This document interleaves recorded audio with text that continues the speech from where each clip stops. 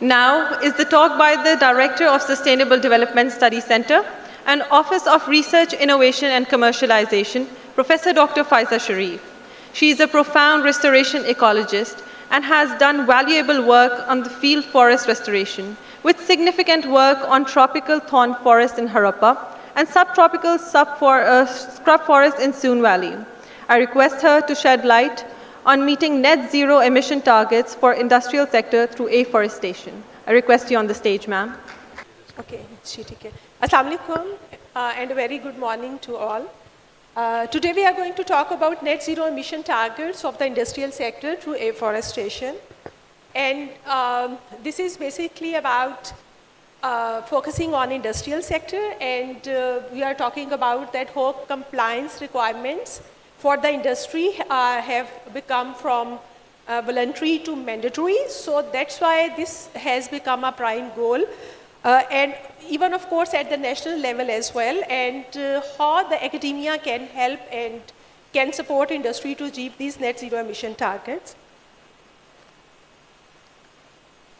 Generally a very brief overview of GHG emissions for the students, that Pakistan GHG emissions of Pakistan are approximately 521.46 metric tons of CO2. Although the industrial sector contribution seems to be very low in the emission inventories, that is 6.13%, but this definitely focuses on that only scope 1 and 2 emissions are most of the times calculated, and scope 3 emissions, because of their difficulty to calculate these emissions, are mostly emitted into the emission inventories. So decarbonizing scope 3 emissions in the industrial sector becomes challenging because it deals with the supply chain and not only the downstream but rather upstream supply chain as well. So this becomes difficult. So what the companies face, knowledge gaps, inconsistent standards of different compliance, that the compliances they have to make, then limited data and transparency, partnership and coordination hurdles, reluctance to change, and resource constraints. So these are the problems that are faced by the industries, and over here the role of academia comes to fill in the knowledge gaps and generate data for the industrial sector. And of course, this is a partnership between academia and the industry. So following the SDG 17, that partnership for the goals, because reducing the emissions bring about cleaner air and the life on land, and it supports so many SDGs, climate action as well. So due to this partnership, we aim with the industry to fill in the knowledge gaps and generate data for the industry to resolve this issue together.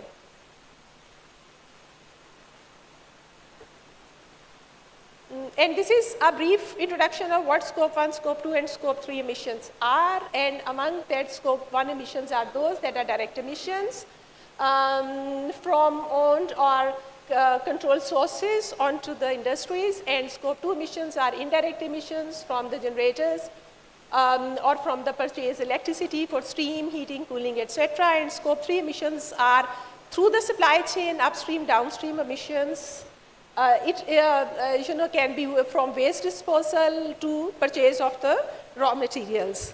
So that's why they are difficult to calculate and not included into the emission inventories most of the times.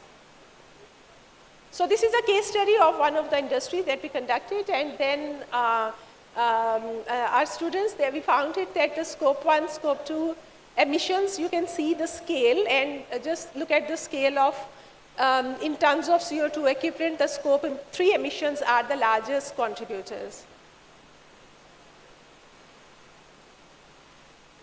So in the Paris Agreement, just like Dr. Yaz have mentioned in the morning as well, in the, that we have committed and we have provided with NDCs, nationally determined contributions, that what we aim to reduce GHG emission at a national level. So Pakistan's NDCs aim to reduce 60% emission through renewable energy, 30% from electric vehicles, and 148.76 metric tons of CO2 equivalent by 2030 through afforestation projects. So afforestation projects is one of the nature-based solutions, and it has so many co-benefits as well. So this is just the emission targets from what we have to achieve like from 2030 and then moving towards a net zero emission and a climate, moving towards climate resilience by 2050. What the net zero emissions are refer to the state where the amount of GHG emissions released into the atmosphere is balanced by the removal or through the offset of an equivalent amount of emissions. So net zero is crucial for sustainability, regulatory compliance, market competitiveness, and of course it helps us to earn carbon credit as well. So this is net zero commitment across the globe, and over here we can see that there are certain countries that have net zero targets into the law, certain other countries that have net zero targets into the policy documents, then there are other countries that have net zero targets into the political pledge, and into gray are the countries where no documents have been submitted. So you can see that where do we fall at the moment. The GHG emissions can be mitigated through the conventional reduction technologies or through the carbon offset technologies. So both can help into the, so we will be focusing on carbon offset technologies through afforestation project, for example. So these are generally the key strategies through which the net zero emissions can be, from energy efficiency, shifting to solar, sustainable transportation. We know that recently in Lahore in March, electric buses have, public transportation have been introduced. And investing into the offset carbon emissions, afforestation and restoration projects. As a major exporter, the textile, cement, food items, sports goods, surgical instruments, industry forms the backbone of Pakistan's economy. And Pakistan faces a regulatory tsunami in the path of carbon neutrality. So there are so many EU, for people from the industry already know that after the EU Green Deal, there are so many compliance requirements from for the countries, and then of course from the US side as well. So currently the industry is facing these issues, and reducing industrial emissions mitigates air pollution, improves, and will also improve public health as well. So this is a carbon neutrality that has become from voluntary to mandatory. We submitted voluntary contributions like NDCs, but now under the Paris Agreement, but now industry has to follow these mandatory requirements if they, for the compliance, and if they want to export, and Pakistan's economy basically is dependent upon the export from these industries.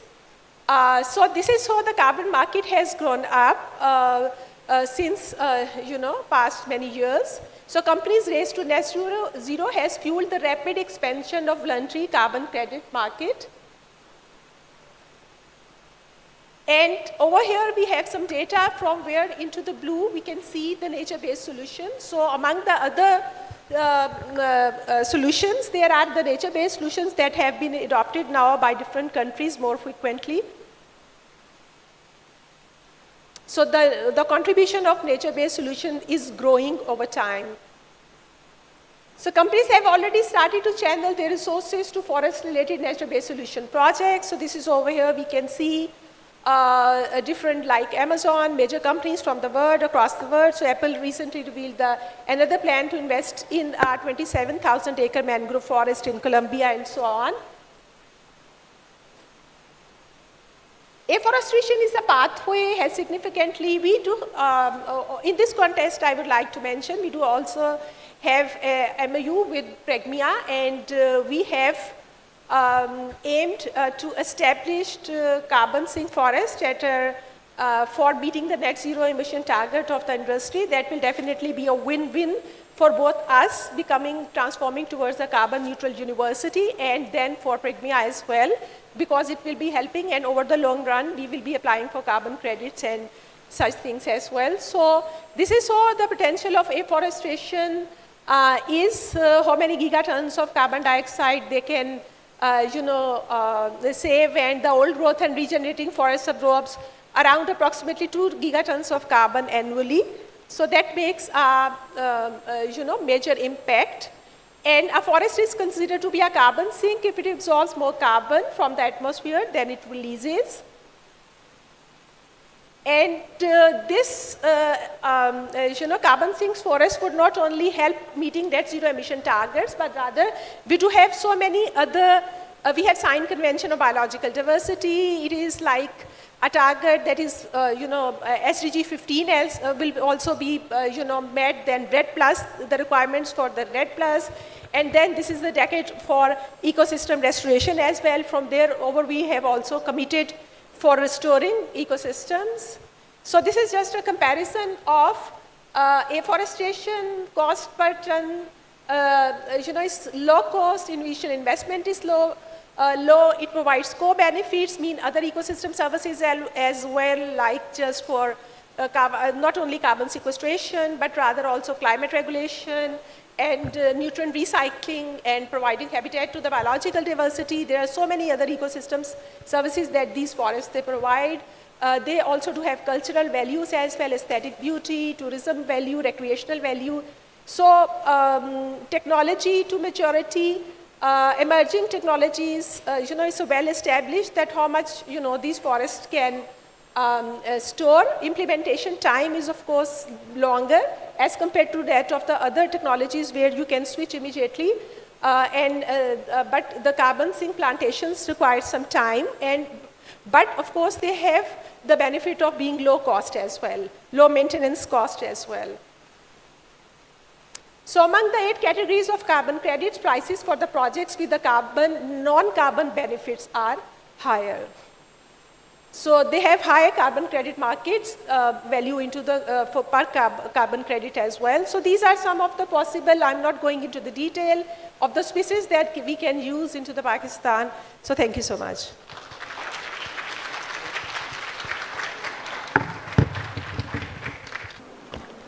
Now I would like to request Dr. Aminul Haq Khan, founding father of Sustainable Development Studies Center, SDSC, to present Dr. Faiza Sharif with her souvenir.